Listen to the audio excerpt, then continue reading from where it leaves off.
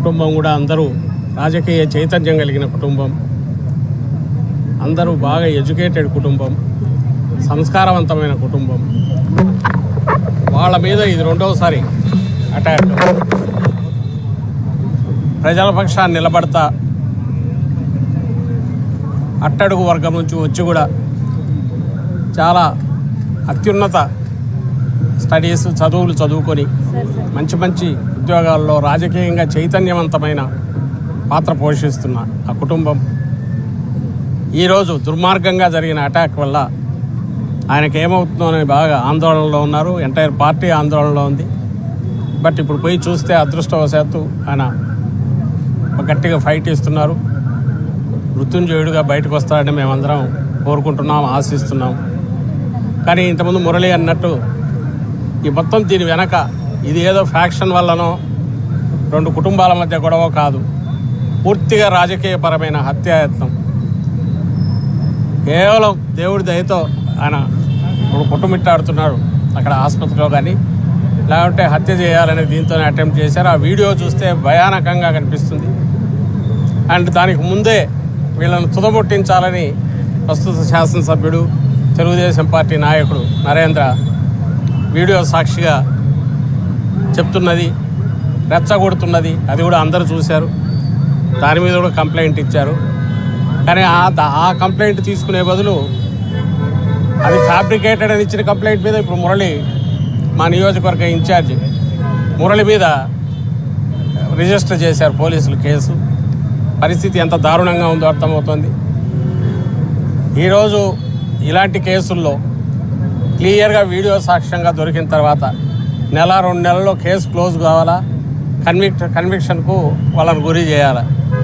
అది వదిలేసి అసలు వాళ్ళని ఎట్ట తప్పించాలనే ప్రయత్నం, కుట్రకు రెచ్చగొట్టిన నరేంద్ర వైపు అసలు చూడకపోవడం, కంప్లైంట్ ఇచ్చినా దాన్ని పట్టించుకోకపోవడం, ఇది ప్రస్తుతం ఈ రాష్ట్రంలో ఉన్న పరిస్థితికి అద్దం పడుతుంది, లేదా దుస్థితికి, లేదా పోలీసు రాజ్యంగా ఎట్లా మారింది అనడానికి నిదర్శనంగా ఇక్కడ కనపడుతుంది. ఇప్పుడే వస్తూ మాట్లాడాం, ఇంకా వారం రోజుల్లోనో 10 రోజుల్లోనో 1 year అవుతుందట. పెదకూరపాడు సాంబిరెడ్డి మార్కెట్ యార్డ్ మాజీ చైర్మన్, సీనియర్ నాయకుడు, మాజీ ఎంపీపీ, ఆయనను ఏడాది క్రితం అడ్డంగా కాళ్ళు చేతులు నరికితే, కొట్టి మొత్తం చితక్కొడితే ఇంతవరకు ఒక్క అరెస్ట్ జరగలేదు. ఎక్కడ వైఎస్ఆర్సీపీ మీద అటాక్స్ జరిగినా చెయ్యమని ఓపెన్గా చెప్పడమే కాకుండా జరిగిన తర్వాత కేసులు పెడితే కేసులు తీసుకోవట్లేదు, ఇంతవరకు యాక్షన్ ఉండట్లేదు.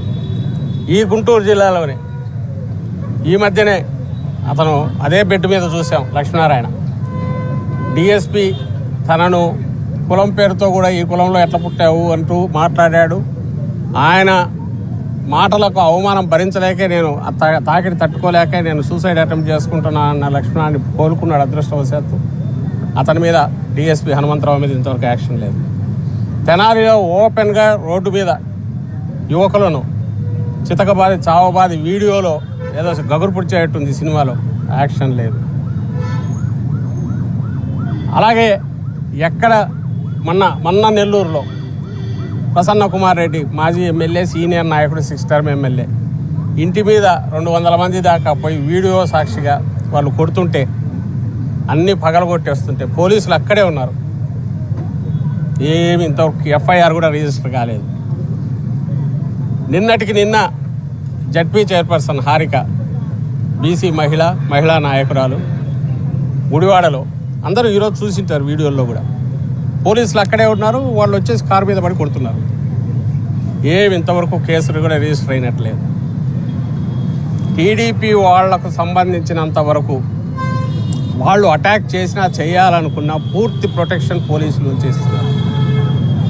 వేరే వైఎస్ఆర్సీపీకి సంబంధించి డెమోక్రటిక్గా ఉన్న రైట్స్ను ఉపయోగించుకోవాలన్నా కూడా వాటికి అలౌ చేయకపోగా, పైగా మీరు ఇక్కడికి వస్తే గొడవలు జరుగుతాయని రానియకుండా ఉన్నారు. ఉదాహరణకు పెద్దారెడ్డి, తాడిపత్రి కోర్టు డైరెక్షన్ ఉన్నా ఇంతవరకు తాడిపత్రిలో అలౌ చేయట్లా. అక్కడ సిఐ పైగా రివాల్వర్ చూపించి మన వైఎస్ఆర్సీపీ కార్యకర్తలను బెదిరిస్తాడు. అక్కడ మాజీ శాసనసభ్యుడు, ప్రస్తుతం మున్సిపల్ చైర్మన్, అతను ఏకంగా నేను నా టార్గెట్ పెద్దారెడ్డి, అని తను డిక్లేర్ చేస్తాడు. అయినా ఏ చర్యలు ఉండవు. పైగా మీరు వస్తే ఇక్కడ లా అండ్ ఆర్డర్ ప్రాబ్లం వస్తుంది, రావద్దని అంటారు. అంటే పోలీసులు పొలిటికల్ బాసెస్కు చంద్రబాబు నాయుడు అంటుకో వాళ్లకు ఉపయోగపడడం దగ్గర మొదలుపెట్టి ఈరోజు ఎంటైర్ స్టేట్ పోలీసు రాజ్యంగా మారిపోయింది. వాళ్ళ పని ఏంటంటే వైఎస్ఆర్సీపీ కానీ లేదా జగన్మోహన్ రెడ్డి గారు కానీ ఎక్కడ బయటికి వచ్చినా వాళ్ళని రానియకుండా ఎట్లా చేయాలి, ప్రజల పక్షాన్ని నిలబడుతుంటే నిలబడకుండా ఎట్లా చేయాలి, ఏ తప్పుడు కేసులు ముందే పెట్టాలి. ఆ అత్యుత్సాహం చూస్తే ఆశ్చర్యం వేస్తుంది.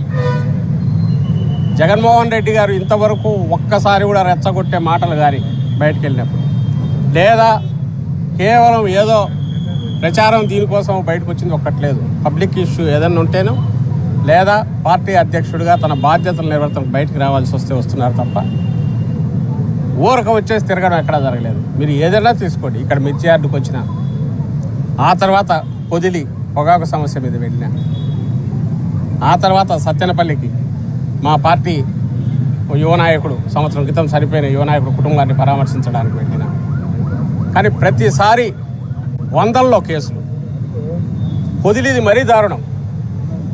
రైతులు అక్కడికి వచ్చిన 30 మంది 40 మందికి టీడీపీ సోకాల్డ్ టీడీపీ గూండాలు కార్యకర్తలు అంటారు కానీ వాళ్ళు అరాచక శక్తులు. ఆ 30-40 మందికి పోలీసు ప్రొటెక్షన్ ఇచ్చి ప్రొటెస్ట్ లాగా ఆడ చేయిస్తారు.